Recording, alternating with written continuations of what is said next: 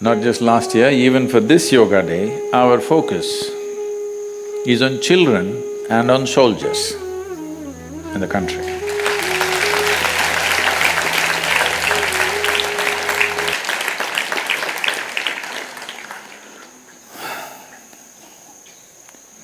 I don't know in the last 1 year how many soldiers in the country have died, I don't have statistics. But in the year 2015, over 18,000 children did not die, they committed suicide. And over 7,000 of them were below 13 years of age. There is no greater disaster in a society. When our children start committing suicide, we are doing something fundamentally wrong, something very fundamentally wrong. I don't know if there are similar statistics in other countries, but there is some statistic. How bad it is may depend from society to society, nation to nation, it may be different. But in all these countries where they are striving from poverty towards affluence, unfortunately this is happening. In India, one of the main reasons why it's happening is because in India passing mark is 98. So, we focused on children last year and I think we touched a little over 35,000 schools across the country, teaching them a simple, wait, the problem is much bigger. 35,000 schools in this country is still a drop. We taught them what is called as Upayoga, which is very easy to transmit. Something that's easy to transmit and easy to practice is important when it comes to children. One thing is the numbers are big, so it must be very simple. If it is complex system of yoga, if it's highly sophisticated system of yoga, the delivery will be minimal because delivering very complex systems of yoga, which are transformative, but if we do not deliver them properly, it could be very damaging. It can cause much damage. So, the simplest form of yoga, which is called as Upayoga, the idea is, one thing is to bring a chemical balance in the child so that… See, essentially, suicides are happening because emotional, big waves of emotion happen and at that moment it feels like it's better to die. Many times, in many people's lives, they might have felt like this, but it passed. You didn't take action. Yes or no? Many moments when something really went wrong and you were emotionally upset, you feel like, I must kill myself, but no action, it passed. That moment passed, after that, of course you want to live.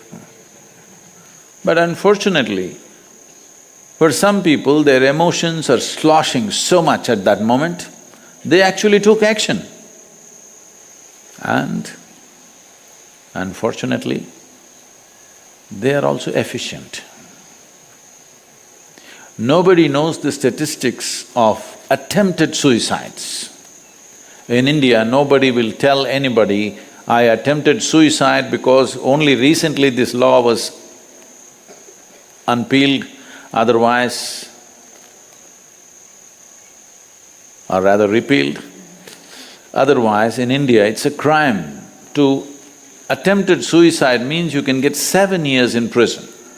I'm saying someone attempted suicide means he needs compassion, not punishment. He needs tenderness and care, not punishment. but attempted suicide had 7 years imprisonment. Only now, a few months ago, it was taken off. So with children, this is not a joke. This is an unfortunate reality, very unfortunate reality. That little children who must be bubbling with life, think of taking away their own life is unimaginable, isn't it? So, the most important thing that needs to happen is we need to reform, recreate our education system. But that is not one day's job. That needs dedicated people. By bringing in a new system, it's not going to work. The people who conduct the system must have love for what they're doing. Teaching or handling of children cannot and should not be done in a professional way. A teacher, a doctor, a guru, a one who transmits spiritual process, they must do what they're doing because of the commitment and dedication and the love that we have for the people around you. It can't be done professionally. But there are millions of teachers. How to get them to that state? That's a long way off. So the simple thing we can do is equip the children to be able to survive the teachers and the system.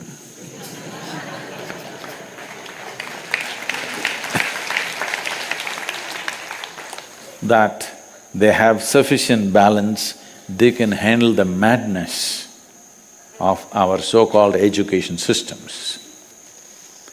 Because it's quite inhuman. It's not inhuman because it's difficult. It's inhuman because of the way it's conducted. I think it's too bloody easy, it must be made much more difficult. Children must learn to stretch themselves beyond their limits, but it's the way it is done. Who is doing it is the question. When someone is joyful, you can stretch them as much as you want and they are fine. When you don't know how to keep them joyful, if you stretch them, they will break. Yes or no? So, one thing is to bring yoga so that children are equipped to handle this. What type of yoga? A simple form, as simple as possible, so that it's easily transmitted without distortion and they're able to practice in a very simple way. And if they deviate 10–20%, there is absolutely no harm. Because if you teach highly sophisticated yoga, above all, their skeletal system is growing up without knowing what is what. I see all kinds of asanas are being taught in the schools to the children. When your skeletal system is still growing up, if you do certain type of asanas, your skeletal system can get twisted out. So till you become 14 years of age, there are certain aspects of yoga that you should not do because that is designed for adults. There are certain types of yoga that girl children should not do because of the nature of their biology. But without any of these things, common prescriptions are being done to everybody. So this is very carefully calibrated system of yoga, which helps in the development of the child physiologically and psychologically. Above all, it is focused towards bringing a certain level of emotional balance. This will not just avoid a disaster of suicide. Believe me, for most human beings, whatever intelligence they have, whatever competence they have, whatever capabilities they have, only a small percentage of that finds expression because they are not emotionally totally balanced. They always fear. Unhappiness, misery, disappointment, depression may take them over. So they will only go at that pace because there is no balance. From anything to anything, from the simplest thing to the greatest things we do. Even if you have to ride a bicycle, if you have no balance, you go like this, you can't look here, can't look here. But if you have balance, you can leave your hands, look at everybody, do the mischief. Everything you can do because you have balance, isn't it? Same goes with life. If you have balance, at a time you can do many things. Otherwise, if you don't have balance, you're doing one thing, you can't do another thing. So this is a most fundamental thing that needs to happen at an early age to everybody, that you bring them to a certain sense of psychological balance and emotional balance, that they won't slosh. You create a chemistry of balance. If this happens, they will get to explore their intelligence, their competence and their genius in many different ways. If this one thing doesn't happen, you will see, even if there is enormous capability, it goes unexplored for the fear of suffering. This is true with 85% of humanity, that they do not explore the full depth and dimension of their competence simply because they are not emotionally balanced. And this is equally important for the soldiers. They must be emotionally balanced. So this year we are focusing on children and soldiers. To inspire the children, the teachers must be practicing yoga, and the effect, the positive effect of the yoga must show. If they look at the teacher and think, this is one thing I don't want to be,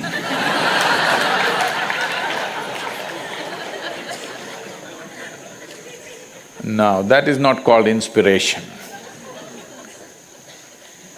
I see it is happening both here in Samskriti and also in Isha Home School. A certain number of students every year want to come back to the school after they have finished and they want to work as teachers. This means teachers are inspiring, for sure.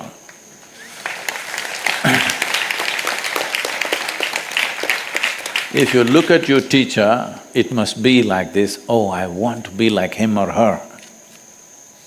If this doesn't happen, nobody is going to do what the teacher does. Once the examination is over, we don't even want to remember we were in the damn school. For most people, this is the experience. They never ever go back. They spent almost 12 years, a significant time in their life, 12 years in the school. Most people never ever visit that school because they escaped.